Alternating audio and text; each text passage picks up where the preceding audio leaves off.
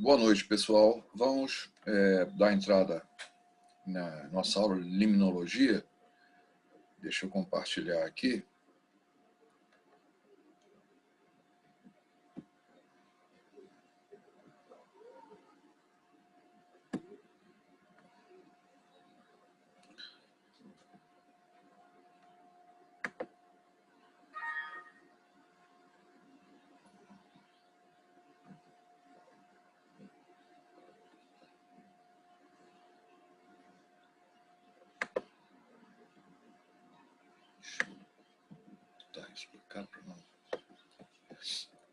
Bem, a nossa disciplina, limnologia, nós vamos falar sobre a introdução que nós começamos ontem, mas era uma aula só e não deu muito, tinha outros assuntos para tratar.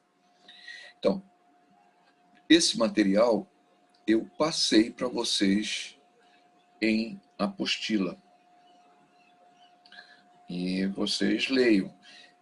A aula é mais ou menos para eu explicar esses assuntos e, para o seu entendimento, não precisa nem assistir, basta vocês lerem a apostila e responderem aqueles questionamentos que vai ser cobrado lá no dia da prova. Quer dizer, vai ter a prova e aí vocês me entregam esses trabalhos, que vai ser passado esse e mais outros. Eu gostaria que vocês respondessem esses questionamentos manuscrito e individualmente. Eu não quero que façam via computador, para evitar o Ctrl+C, Ctrl+V. Quero que vocês entendam e expliquem com as palavras de vocês. Não quero também que copiem a internet. Muita gente tem mania de copiar da internet as perguntas parecidas e acaba, inclusive, errando, porque as perguntas, às vezes, não são as mesmas. Então, eu quero que me respondam baseados na apostila. Eventualmente, podem pegar de um outro livro ou na internet mesmo, mas não venham querer me dar respostas feitas da internet, porque eu não aceito. Quero que vocês leiam a apostila e respondam com as palavras de vocês, desde que estejam corretas. Não precisa copiar a apostila, eu quero que me respondam com as palavras. Então, limnologia. O que é a limnologia? Eu falei ontem. É uma palavra que é composta de dois sufixos, de um sufixo e de um prefixo. Em limno, que em grego quer dizer lago, e logia, logos, quer dizer estudo. Então, estudo dos lagos. A limnologia começou a ser estudada nos lagos na Suíça e, por isso, esse nome, que seria o estudo dos lagos. Com o passar do tempo, esses estudos foram começando a ser feitos em rios, em lagoas, em água do subsolo, ou seja, todo tipo de água doce. Então, para se estudar água, as águas de modo geral, se passou a utilizar a oceanografia para estudo dos mares e oceanos, ou seja, águas salgadas, e com o mesmo método, mas com objetivo diferente, começou-se a estudar os rios de água doce, as águas doces, e se deu o nome de limnologia. Bem, inicialmente, elas foram estudadas a limnologia, como falei, deixa eu só fechar isso aqui. Então, a limnologia foi desenvolvida para estudar, como foi falado, os reservatórios, os rios, os açudes, as represas, os riachos, os brejos. Brejos são aqueles buritizais, aquela água, aquele terreno que é meio encharcado, que quando chove você pisa e aí fica tipo uma lama, tipo um pântano, né? A limnologia também estuda isso, tá? e inclusive as coleções de águas temporárias. Todas as águas doces passaram a ser estudadas pela limnologia.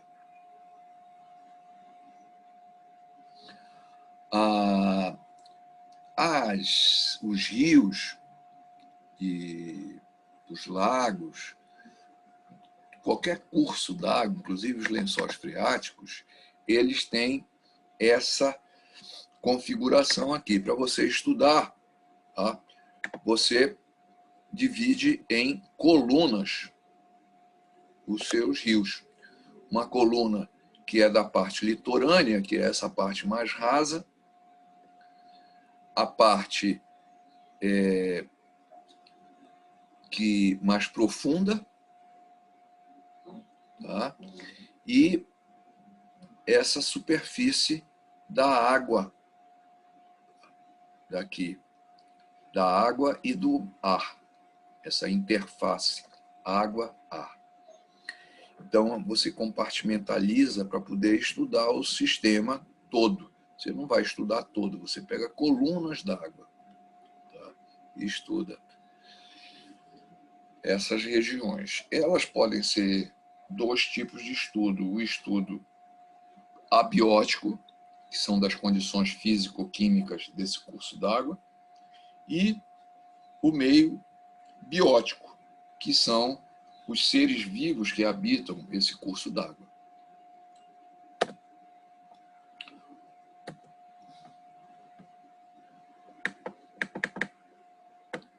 Bem, os seres vivos que habitam esses lagos, ou esses rios, esses cursos d'água, eles podem ser divididos em plânctons, bêntons,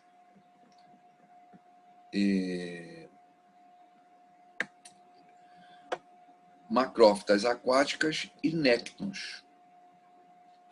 Vamos ver cada um desses. Os plânctons, eles são seres que eles não se movimentam por eles mesmos. Para eles se movimentarem, a corrente dos rios, o fluxo de água é que leva a esses plânctons. Então, a principal característica deles é que eles não têm movimento próprio. E eles são os fitoplânctons, que são vegetais microscópicos, que a gente quase não enxerga a olho nu, os zooplânctons e os bacterioplânctons. Eles estão mais ou menos representados aqui. Existem outros seres que são os bêntons, dentro dos cursos d'água, que esses bêntons, a característica dele é que eles passam a maior parte do tempo parados, afixados nas rochas ou enterrados no fundo do curso d'água, ou seja, na areia. E isso é mais ou menos como esses aqui, como esses anelídeos aqui, como essas,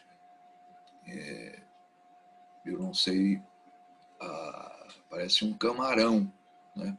Aqui. Eles ficam enterrados no fundo da água, parados. Eles se movimentam, mas 99% da vida deles fica parado ali.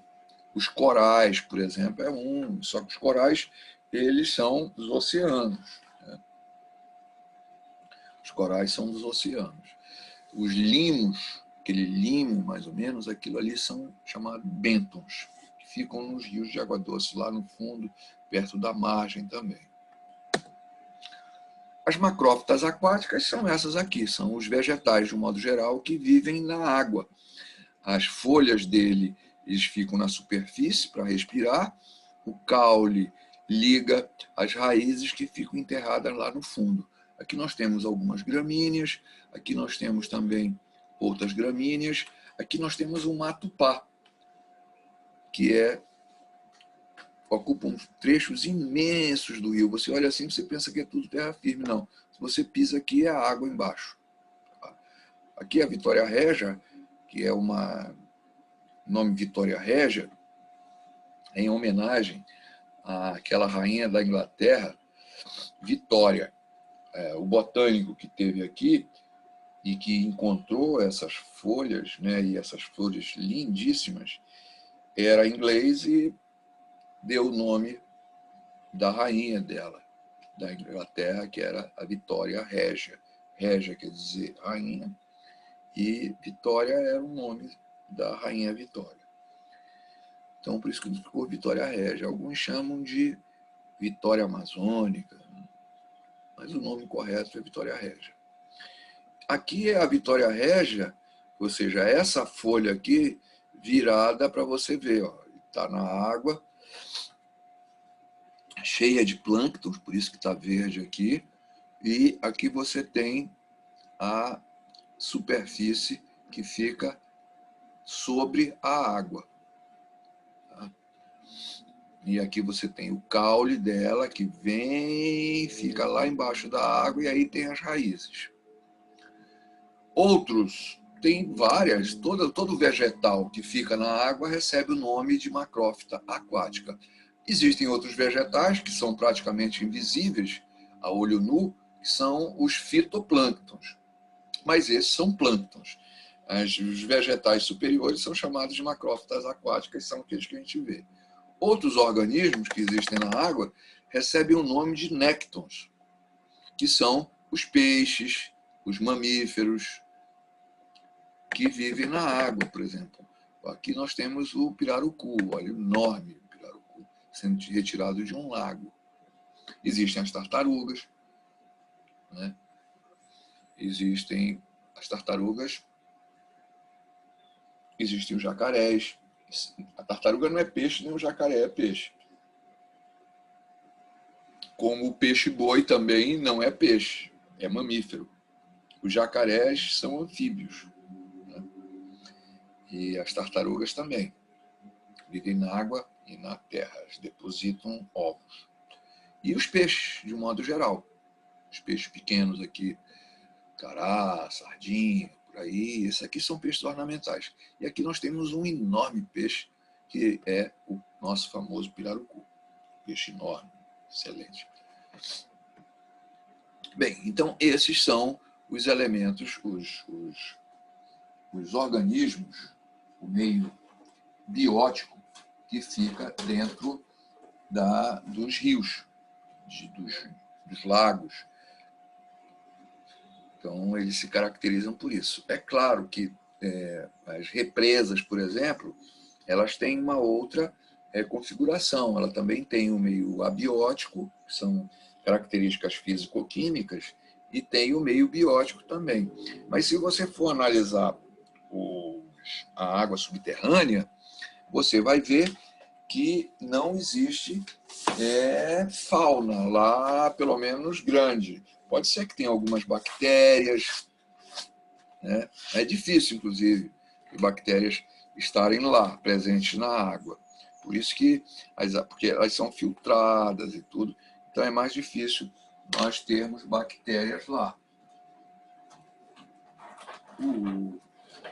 Nós temos nas águas subterrâneas apenas, caracteristicamente, o meio abiótico, ou seja, as características físico-químicas, temperatura, luminosidade, a característica química da água, né? Então, essas coisas existem em todos os cursos d'água. Bem, nós vimos aqui que a degradação da biosfera ela está acontecendo muito. E os rios, os lagos, os cursos d'água de água doce, elas estão dentro da biosfera. Então, com esse avanço da degradação, nós temos os cursos d'água praticamente sendo poluídos e também acentuadamente consumidos. Então, as indústrias,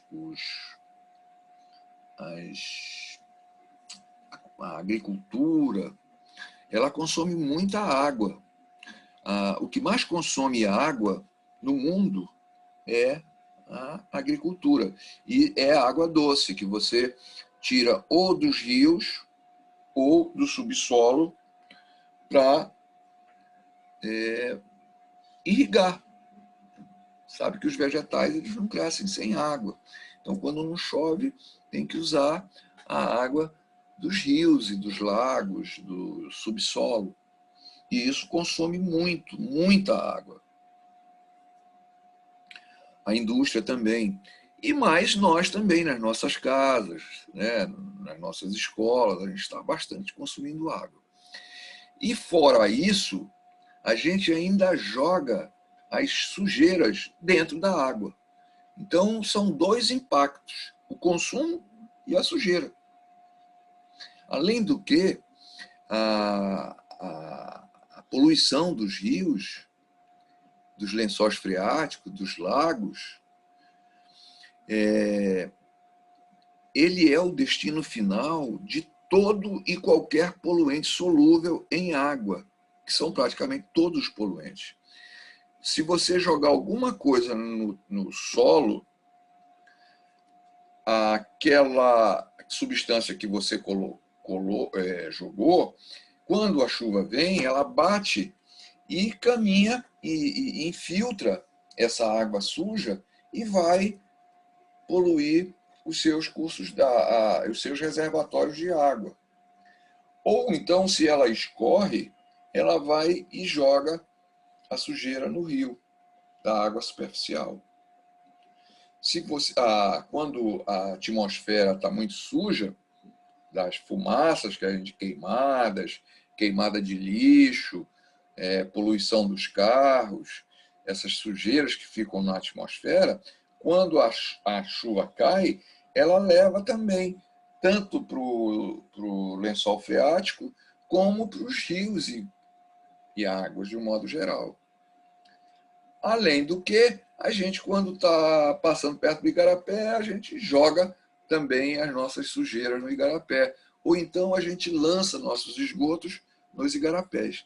Então, os cursos d'água, eles são muito agredidos. É necessário que a gente tenha um pouco mais de cuidado com eles. Vocês, como engenheiros ambientais, uma das grandes preocupações de vocês vai ser isso. Tá? As fontes pontuais e as fontes não pontuais eu já falei na aula passada, não vou retomar isso. E a água doce é diferente da água salgada, exatamente por ter quase zero de sal na sua composição. Tem um pouquinho de sal, mas é praticamente zero. Já as águas salgadas, elas são águas que possuem em torno de 35 gramas por litro de água salgada. Já as águas salobras, elas estão intermediárias entre a água doce e a água salgada. Normalmente eles estão aqui naqueles rios próximos ao oceano, que sofrem a influência das marés.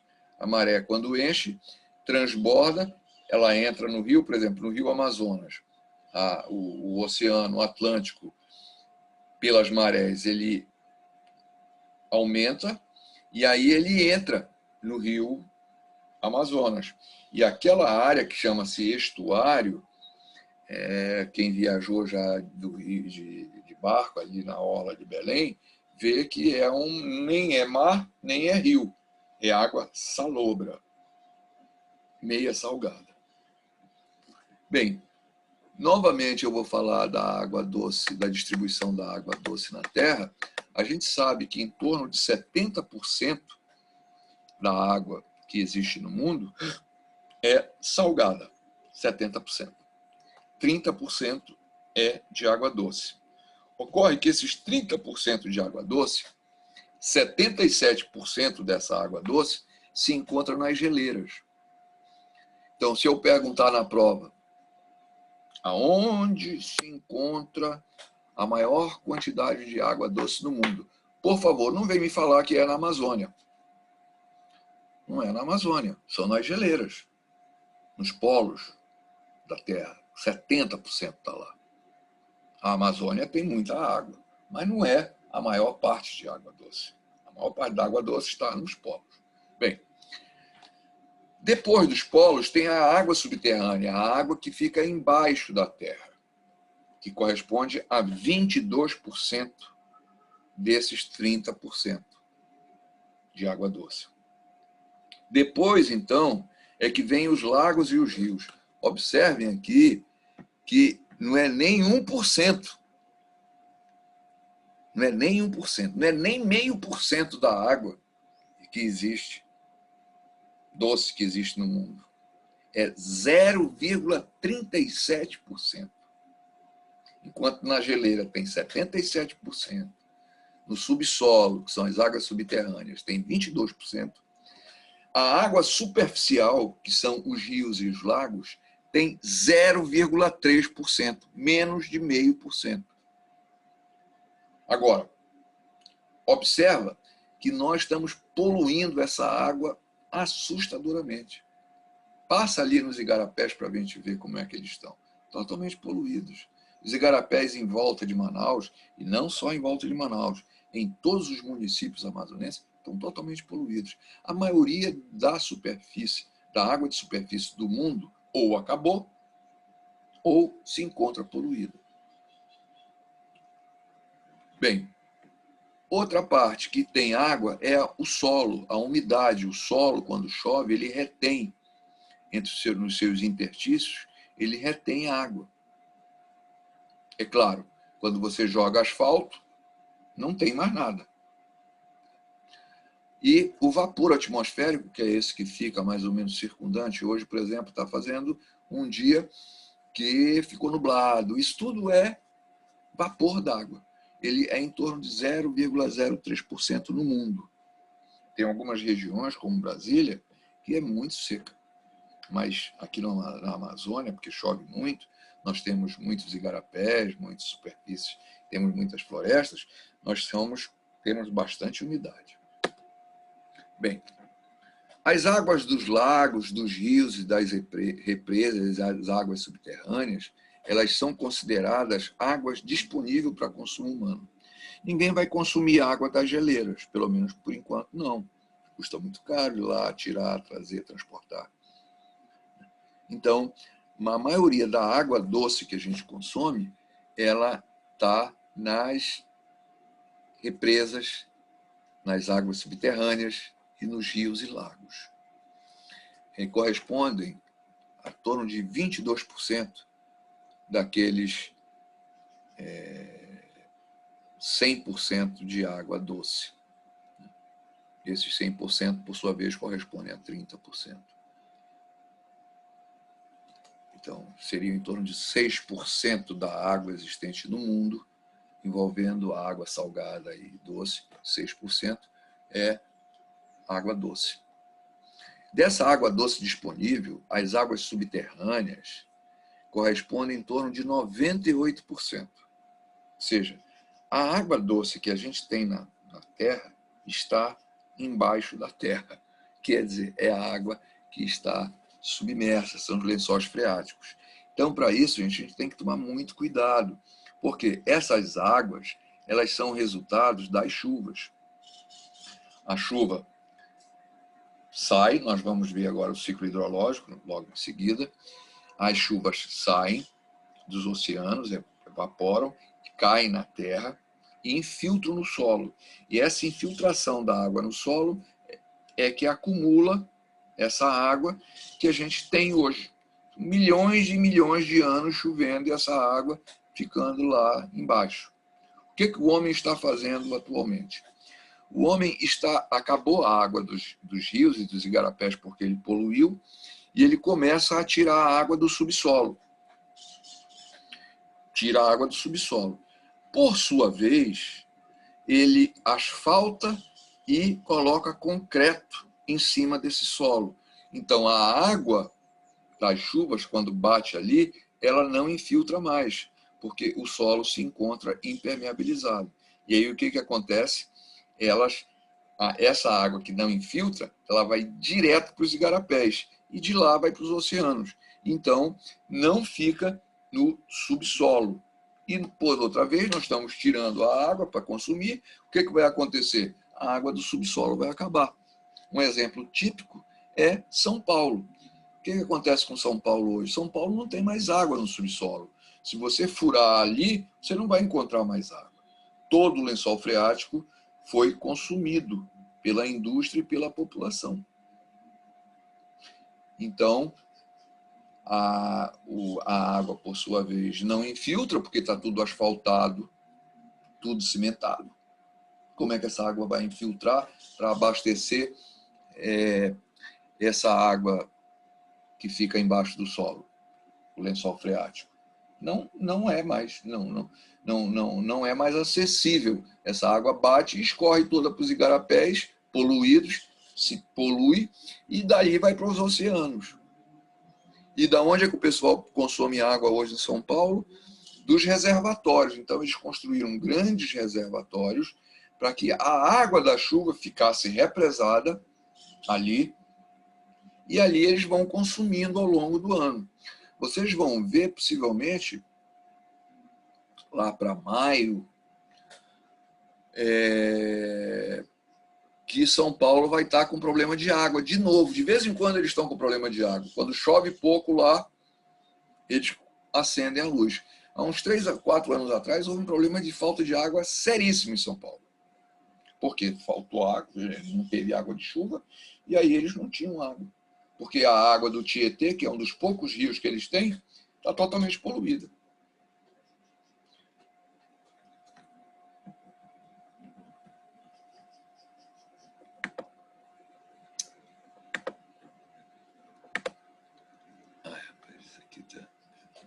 Bem, aqui apareceu uma outra coisa aqui.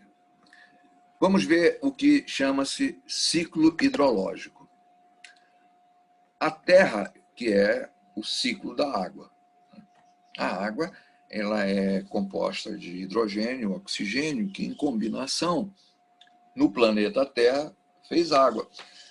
O único planeta do sistema solar que a gente sabe que tem água é a Terra. Parece que estão descobrindo água em Marte, mas congelada. Ou no subsolo, eu não sei, não me lembro agora. Mas não tem água. Se você for para a Lua, não tem água. Para Plutão, não tem água. Para Júpiter, não tem água. O único planeta que tem água, que a gente sabe, é a Terra. Pois bem.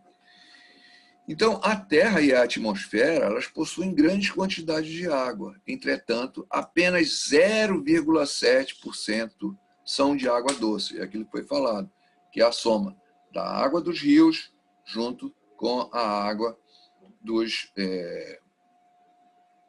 das geleiras e dos igarapés, das represas e da água do subsolo. O resto é água salgada. Bem, as águas superficiais são um dos componentes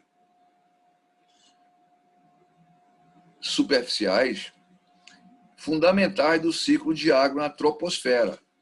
Quer dizer, a troposfera é a primeira parte da atmosfera. A atmosfera é dividida em estratos, em andares. E a troposfera é o primeiro andar. A troposfera é exatamente essa parte que fica em contato com o solo, mais ou menos até uns 1.000 metros, 1.500 metros acima, ou seja, 1 quilômetro, 1,5 quilômetros. Mais ou menos aonde andam os aviões. Aquilo ali é a troposfera.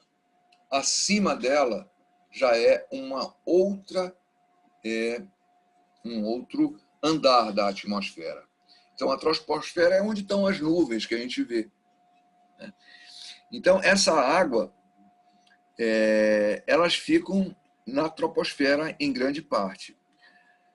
Por sua vez, a água na biosfera transporta matéria e energia e fornece suporte à vida no planeta.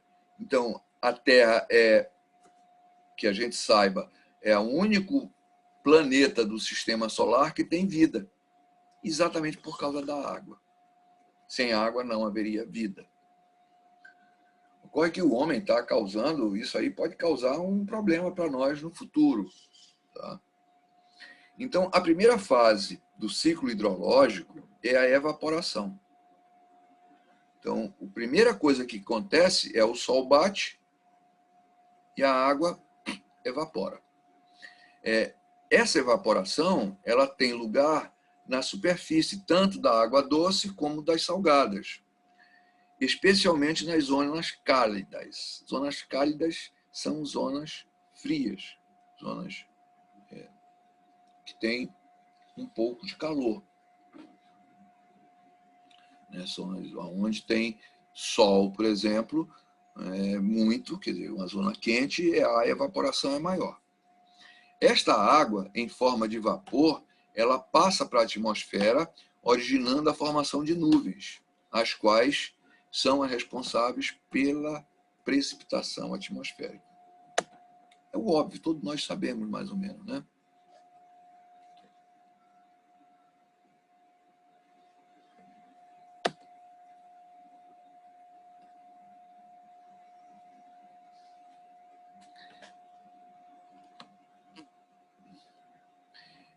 Então, essa formação das nuvens, elas são responsáveis pela precipitação.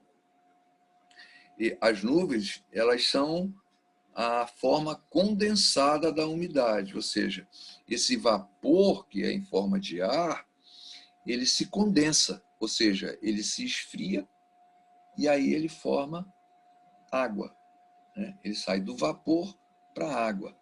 A gente, lá nas ciências, a gente estudava condensação da água. Você fornece vapor aqui, calor para essa água sai em forma de vapor e lá na frente ela vai esfriar e aí ela cai em forma de água. É o que acontece na atmosfera. Em lugares frios, elas formam, inclusive, cristais de gelo. Então, se nós entrarmos, por exemplo, numa nuvem dessa, você vai encontrar, lá está tão frio que aquelas gotículas de água, elas passaram do estado sólido, do estado de vapor, para o sólido, que já estão em forma de gelo, pequenos cristais de gelo. Mas na maioria dessas chuvas aqui, quando a gente passa, é tudo água que tem nelas. Somente aqui no Amazonas, que é quente. Lá para Brasília, para São Paulo, de vez em quando tem chuva de cristal de gelo. Cai. Não cai em forma de neve, cai em forma de gelo. As neves, elas caem já em climas muito mais frios, em climas temperados. E aí ela cai em forma de neve. Mas é nada mais, nada menos do que chuva. Só chovendo num lugar frio. E aí ela cai em forma de neve. Não cai em forma de gelo. Ela cai numa forma intermediária entre o gelo e a água. Ela cai meio pastosa. E é neve. Bem, estes são os principais fenômenos atmosféricos.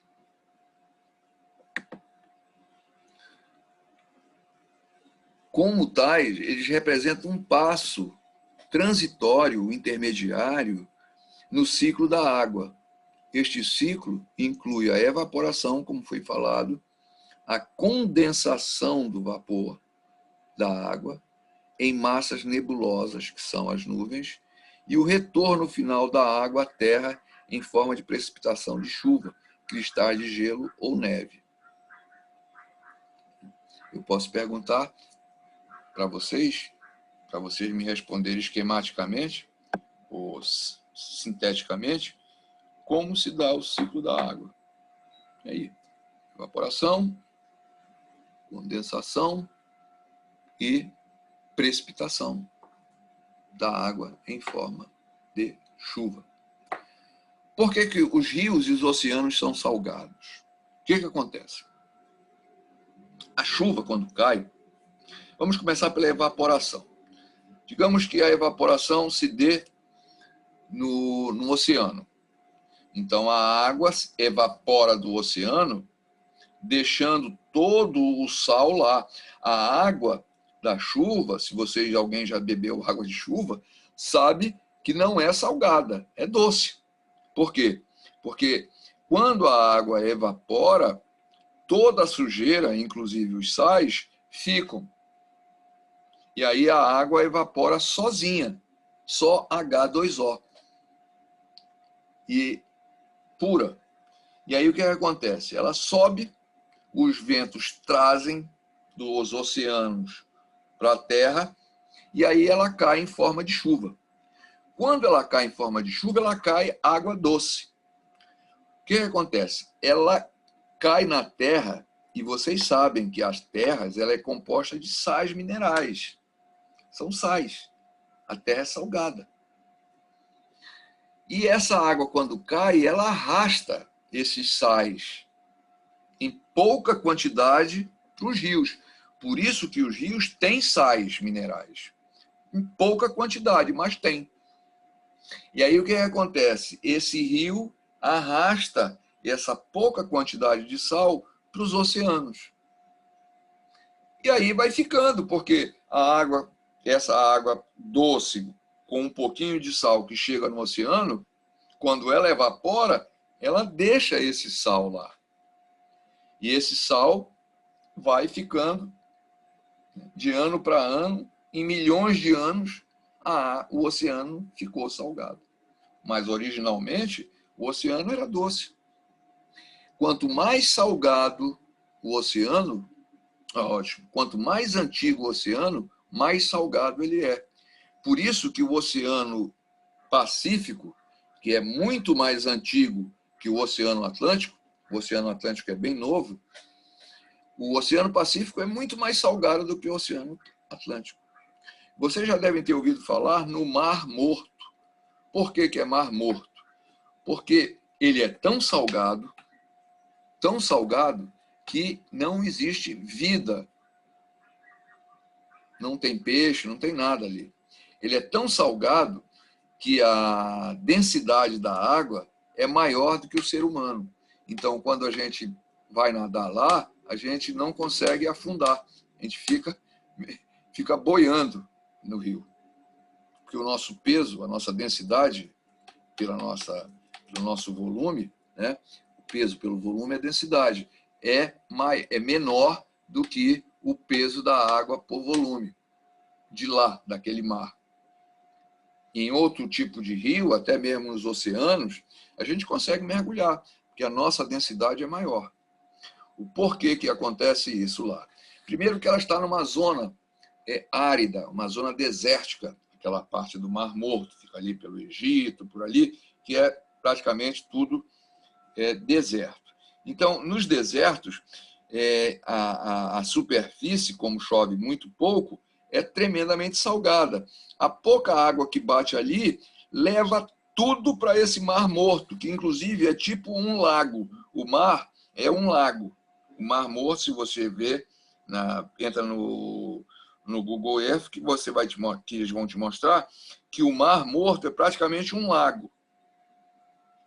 E aquela água fica concentrada com aquele excesso de sal que é arrastado do entorno dele para a água. E aquilo de ano para ano. Vai, está tremendamente salgado.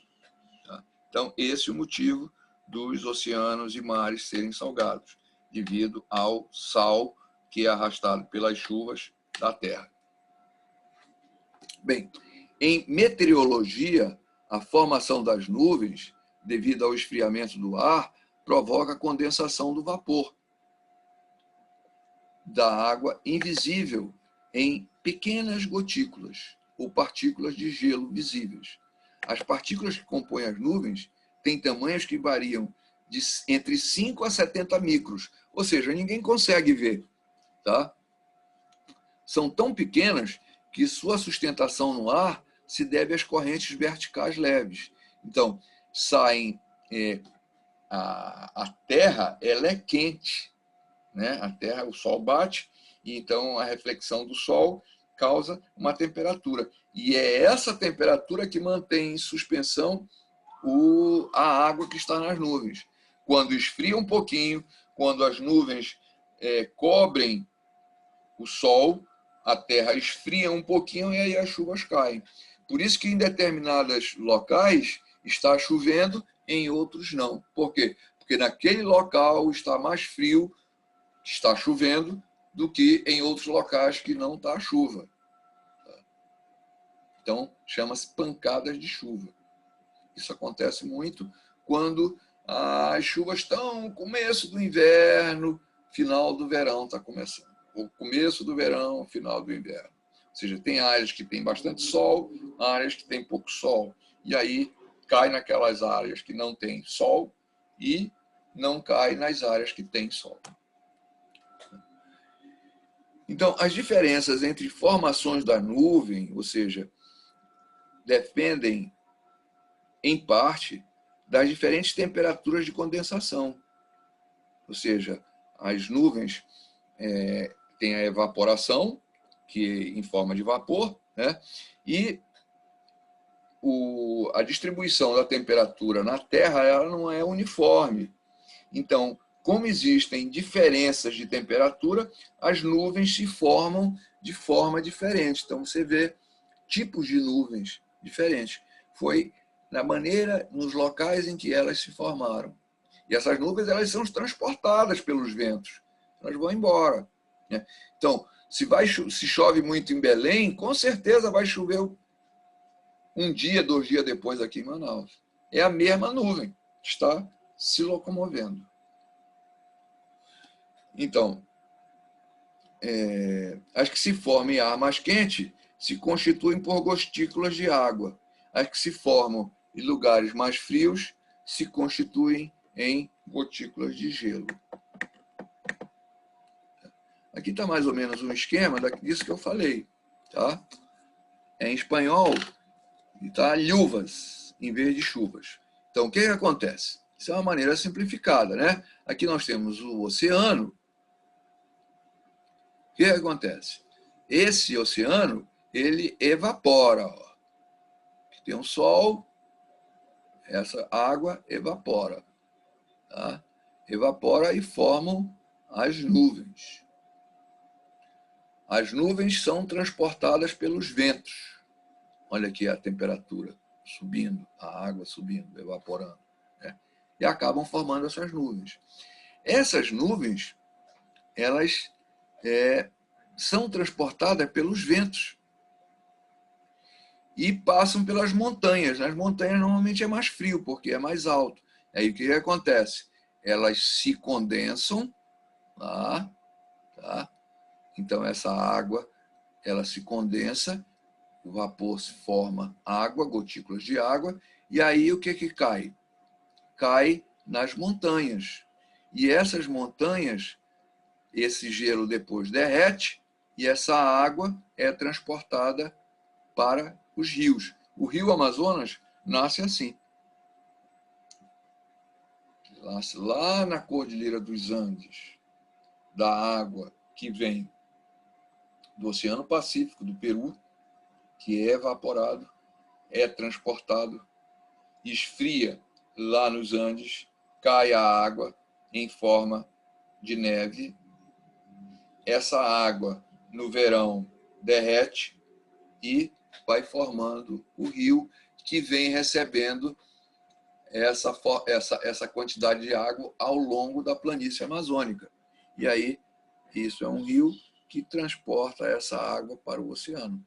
Essa água que vem aqui, ela é doce, mas ela transporta um pouco desses sais que estão aqui no solo. Né? Então, ela vem mais ou menos salgada, mas o gosto dela é doce, ninguém percebe que tem sal. E aí chega aqui no oceano. Quando essa água evapora, esse pouco sal que chegou fica. E aí se torna essa massa d'água uma água salgada. Tá? Aqui tem as infiltrações subterrâneas. Essa chuva, quando cai, ela percola e vem para o solo e formam, então, os lençóis freáticos.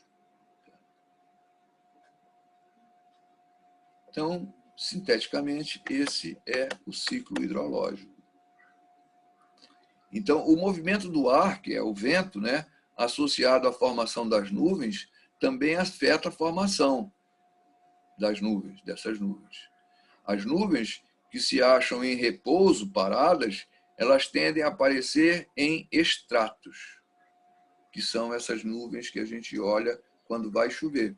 Por isso que quando está ventando muito, não vai cair chuva. Pode estar negro, preto, mas se teve vento, a chuva arrasta as nuvens. Agora, se está parado, se a gente olha lá para o pé da árvore e vê que não tá, elas não estão se mexendo, ou seja, não tem vento, é sinal de que a chuva vai cair.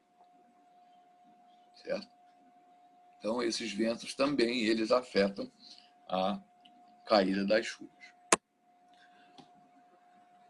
Ainda que a maior parte da radiação solar seja refletida pelas nuvens superiores, um pouco da radiação penetra até a superfície terrestre, que absorve esse calor e joga de novo para a atmosfera. É o famoso mormaço, né? Que nós temos. A radiação solar, ela chega, parte dela ela é refletida pelas nuvens, mas parte atravessa. Então, observa que chega a 1.400 watts por metro quadrado, 400 são refletidos e 1.000 atravessam. Tá? Então, 90% é perdido e o resto é guardado em forma de calor.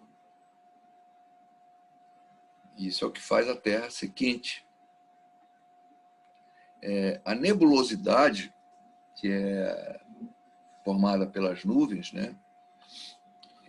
O que a gente chama aqui de mormaço, ele tem uma influência nas atividades humanas.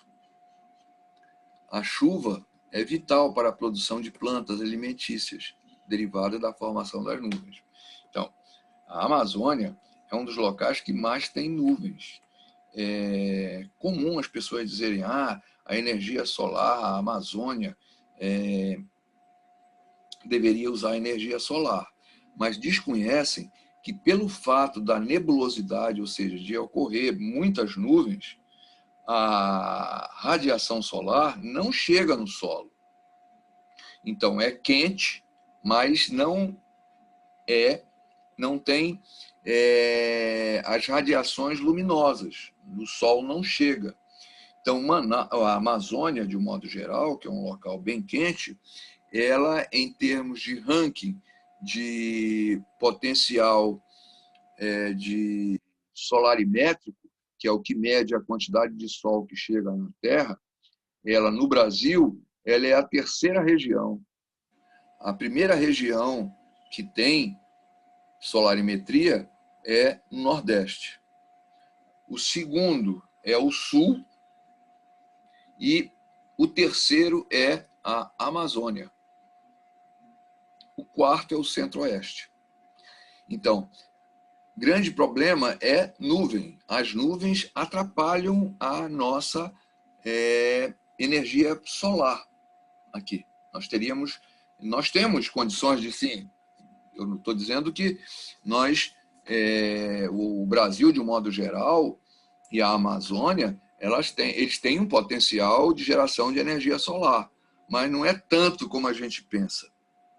Tem regiões no Brasil que têm maior potencial do que a Amazônia para geração de energia solar. É bem verdade que aqui se deveria usar muita energia solar, mas se vocês observarem, sol mesmo, a gente tem 3 meses no ano, no máximo. O resto é tudo nublado. Um dia como hoje, por exemplo, foi totalmente nublado. Então, quando ouvirem falar em energia solar, vocês saibam isso, que a Amazônia tem potencial, mas não é assim como a gente pensa, porque tem gente que acha que aqui é calor, a gente tem muita solarimetria, né? Muita insolação. Não, aqui nós temos pouca insolação. Por quê? Devido às nuvens. Bem,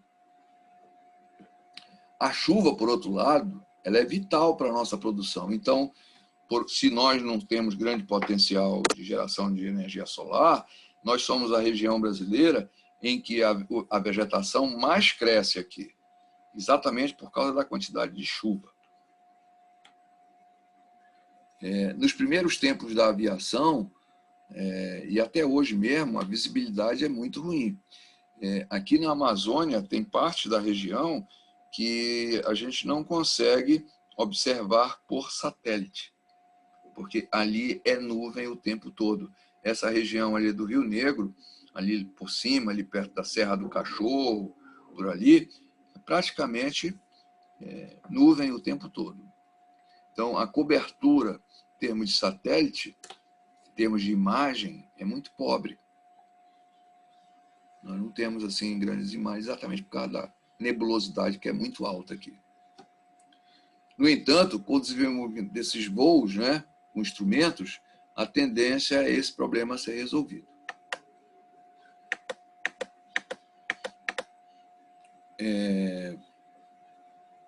Não se estuda as nuvens há muito tempo. A primeira foi em 1803 e criou um método de classificação de nuvens. Então, por esse método, as pessoas podem dizer se vai chover ou não, que são os tipos de formação das nuvens.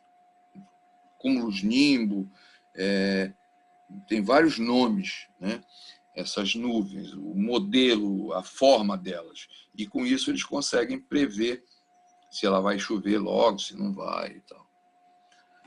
Grande parte dessas notas que eu estou colocando para vocês, elas foram tiradas de um estudo da Escola Universitária Politécnica de Madrid, Espanha, e também do Wikipedia, de Sevilha. Desculpa, Madrid não, Sevilha, Espanha. E o outro foi tirado da Wikipedia. Bem, gente, por isso, hoje é só. Respondam esse questionário. Na próxima aula, nós vamos dar mais umas definições para vocês, tá bom? Então, boa noite. Bom proveito. Eu vou interromper o compartilhamento e vou sair. Boa noite.